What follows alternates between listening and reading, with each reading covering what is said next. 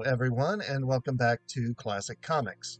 Superman has one of the best rogues galleries in comics, but the writers at DC tend to lean on just a few villains, like Lex Luthor, the Cyborg Superman, and Doomsday, and ignore several Superman villains that aren't being used to their full potential, in my opinion.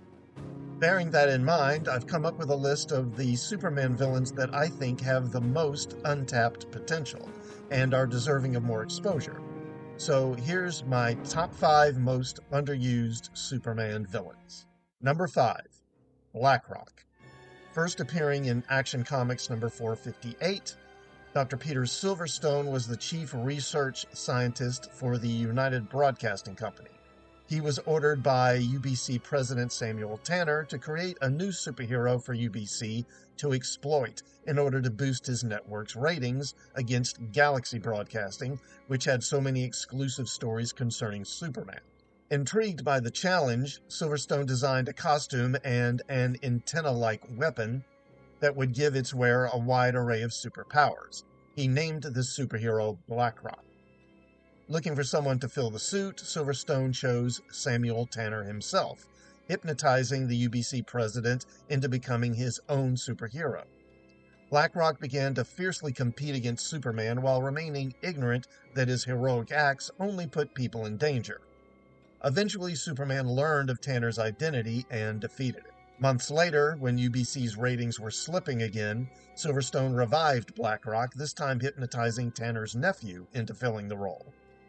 Eventually, Silverstone himself donned the costume in an attempt at industrial espionage when his own ideas had run dry. This time, BlackRock found himself in conflict with Supergirl, who thwarted Silverstone's plans. Initially, BlackRock gained his powers from a device that looked like a TV antenna, but BlackRock eventually began using a black stone with special properties. This rock, called the Power Stone, serves as a receiver for radio and TV waves, converting them into energy which can be used to cast illusions, short out communications devices, and allow BlackRock to transform himself into energy and move at the speed of light. He can also focus charged particles into an impenetrable force field or a powerful energy beam. But BlackRock has a vulnerability because the stone only works in areas where broadcast signals are available.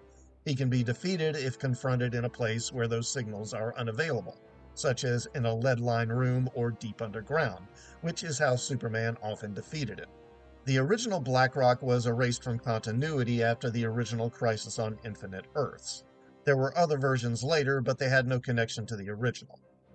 Now, if I was writing Superman, I would bring back the original version of BlackRock, but make the stone alien in origin, and have the stone affect the mind of the person holding it, making them commit evil acts. With cell phones and other wireless devices now commonplace, there are even more signals available than when BlackRock was introduced in the 70s, which can make the character even more powerful. Instead of the creation of a TV executive as a publicity stunt, BlackRock would be driven by the stone, possibly even possessed by it. The stone could contain the consciousness of some alien entity, perhaps even some kind of Lovecraftian cosmic horror that wants to spread death and misery for its own sake, and wanting to bring others of its kind to Earth to wipe out humanity. Number 4, the Negative Superman. First appearance, World's Finest number 126. Lex Luthor used a ray gun to rearrange Superman's molecules with the intent of rendering Superman intangible, preventing him from touching anyone. But Luthor's ray intersected with the rays from a nearby experiment that was being done in the same area. Bombarded by both rays at once, this incident created a copy of Superman, but in a monochromatic pattern and with an evil personality. The Negative Superman started committing evil acts like undoing Superman's attempts to stop criminals and freeing convicts from prison. When Superman tried to stop the Negative Superman, he discovered that the two of them repel each other like magnetic poles. Batman and Robin attempted to stop him with kryptonite, but it actually made him stronger. At the end of the story, Superman absorbed the negative copy back into himself. The character hasn't appeared in continuity since then, but during the New 52, in Justice League number 43, Superman and Lex Luthor traveled to Apokolips. While there, Superman's powers started to fade without sunlight. To save his life, Luthor threw Superman into a fire pit, gambling that this would restore his powers. It did, but it also temporarily turned him into a negative Superman. Like with the original duplicate, Superman became evil and nearly killed Luthor. DC should create a new version of the negative Superman, an evil duplicate like the original created in some sort of bizarre accident involving Luthor. The negative duplicate would be psychotic, a nearly unstoppable menace, with all of Superman's powers but immune to kryptonite, and determined to destroy Luthor, along with Superman, who the negative duplicate would see as an imposter. Eventually, Superman would have no choice but to imprison him in the Phantom Zone, but this evil imposter would no doubt escape to menace Metropolis once again. Number 3. The Galactic Golem. In Superman 248, Lex Luthor decided to create an artificial entity powerful enough to crush the Man of Steel with sheer physical might. Inspired by the legend of the Golem, Luthor forged a golem of his very own by collecting matter from the heart of the universe, molding it into a humanoid form and giving it life and consciousness. Due to being powered by every star in the sky, including red ones that would sap Superman's strength, whereas Superman only derives his powers from the sun, the Galactic Golem proved to be more than a match for Superman. His only weakness was a constant need for stellar energy, and when it was cut off, the Golem was rendered inert, which was how Superman defeated it. The Golem only had 2 appearances before being wiped from continuity during Crisis on Infinite Earths. It was later reintroduced in a storyline that depicted the Golem as being created by the Daxamites rather than Luthor. I like the idea of the Golem being alien in origin, but instead of the Daxamites, the Golem would be created by some other alien race as a Doomsday weapon of sorts, to win an ancient war, but after defeating the enemy, the Golem didn't stop, eventually destroying its creators. It then began wandering the cosmos, ravaging any worlds that it found in its path, eventually coming to Earth and facing Superman. Unable to physically overpower the Golem, Superman would have to maneuver the creature into an area where it would be cut off from its energy source and become inert, but inevitably some villain, perhaps Luthor or someone else, would free the Golem and it would menace Earth once again. Number 2. The Atomic Skull. The original version of the Atomic Skull was Albert Michaels, who first appeared in Superman number 232. He was a brilliant scientist at Star Labs, with a rare nervous disorder that short-circuited the electrical impulses in his brain, creating painful and uncontrollable seizures. After failing to find a cure himself, Michaels contacted the criminal organization known as Skull, who gave him a radium-powered device designed to harness his neural disorder into deadly atomic brain blasts in exchange for him doing their bidding. However, these mental blasts were difficult to control and only worsened his condition, a situation that he blamed on Superman after the Man of Steel captured the Skull scientists who could have cured him. Swearing revenge, Michaels donned a distinctive yellow and green costume and took control of the Skull organization. He then came into conflict with Superman multiple times.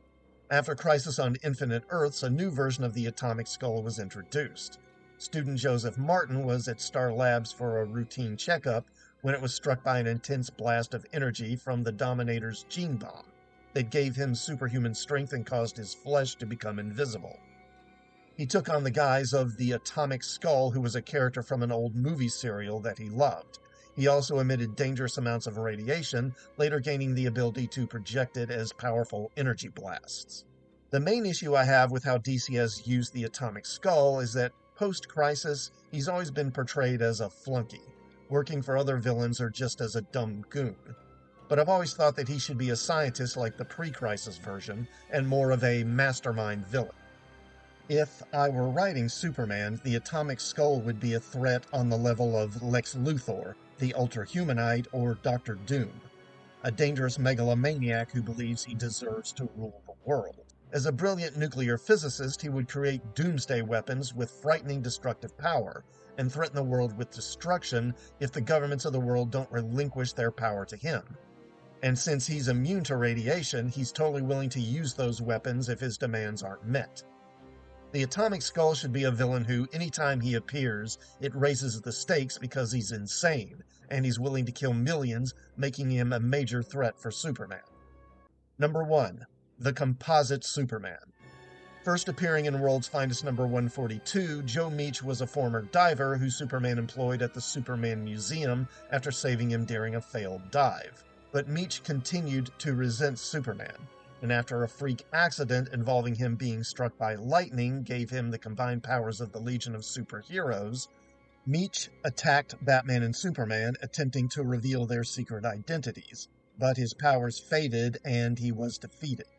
Later, his powers were restored, and he tried to kill them, but Superman learned how Meach had gained his powers, and he destroyed the statues. Then, when Meach's powers faded, he was unable to restore them. He then died saving Batman and Superman from an alien who wanted revenge on them, and he never appeared again. The Composite Superman is one of the most powerful villains in DC's history.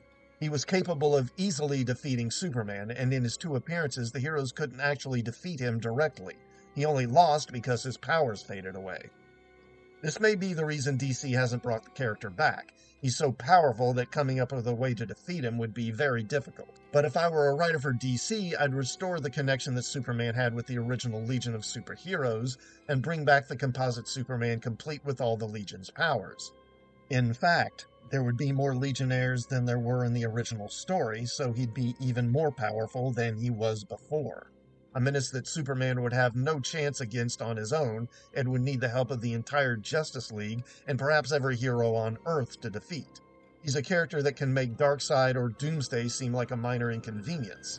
In fact, aside from losing his powers, I'm not sure how anyone could defeat him. If you have any ideas, let me know in the comments, and let me know what you think of my list. Was there a villain that you would have included that I left out?